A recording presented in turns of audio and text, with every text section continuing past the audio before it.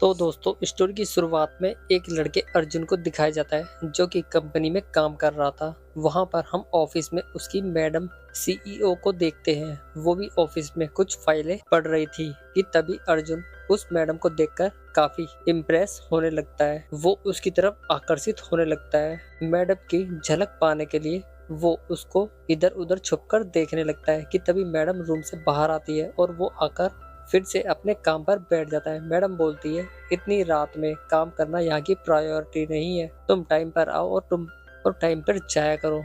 अर्जुन बोलता है, ठीक है मैडम। इसके बाद मैडम उसे ये भी बोलती है कि तुम जब भी यहाँ से जाओगे ना तो ऐसा करना, ऑफिस की सभी लाइट बंद करके चले जाना। इतना बोलकर वो वहाँ से चली जाती है। फिर क्या था, अर्जुन भी स्पीड में मैडम के पीछे पीछे ही निकल जाता है क्योंकि उसे एक नजर में पहला वाला प्यार हो गया था। अब नेक्स्ट डे अर्जुन को उसके फ्रेंड के साथ में दिखाया जाता है। तब वो बोलता है, रात में कितने बजे ऑफिस से निकला? उसका फ्रेंड अर्जुन बोलता है, वही कल 8:30 बजे। तब उसका फ्रेंड पूछता है, क्या कल कुछ बात बनी क्या? अर्जुन बोलता है, नहीं अभी तो नहीं बनी, लेकिन जल्दी ही बन जाएगी। जिसके बाद उसका फ्रेंड अर्जुन को समझाता है, वो कंपनी की सीईओ है और एक बहुत बड़े पद पर है, तू उसके पीछे मत पड़ क्योंकि वो जल्दी से काबू में नहीं आने वाली। तब अर्जुन बोलता है, हम उसके पीछे पड़ते हैं जो जल्दी से काबू में नहीं आती। इतना बोलकर वो ऑफिस की तरफ निकल जाते हैं। वहां पर कंपनी में एक मीटिंग चल रही थी। वो बहुत अर्जेंट मीटिंग थी और कंपनी को एक कॉन्ट्रैक्ट मिलना था, लेकिन कंपनी ने कुछ गलतियां कर दी थी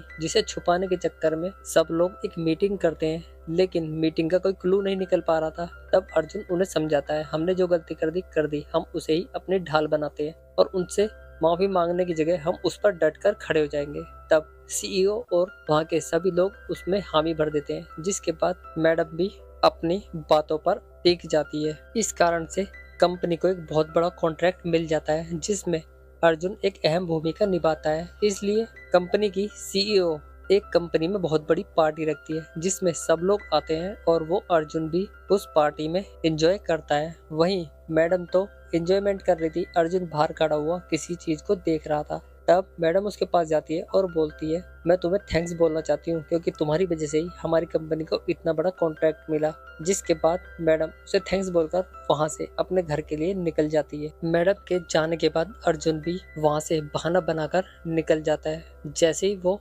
मैडम अपनी गाड़ी में बैठकर निकलती है तो वो अर्जुन को देख लेती है और बोलती है, अर्जुन तुम कहाँ जा रहे हो? अर्जुन बोलता है, बस मैं अपने घर की तरफ जा रहा हूँ। तो वो बोलती है, चलो हम एक ड्रिंक पार्टी करते हैं। जिसके बाद अर्जुन रेडी हो जाता है और मैडम उसे अपने घर पर ले जाती है।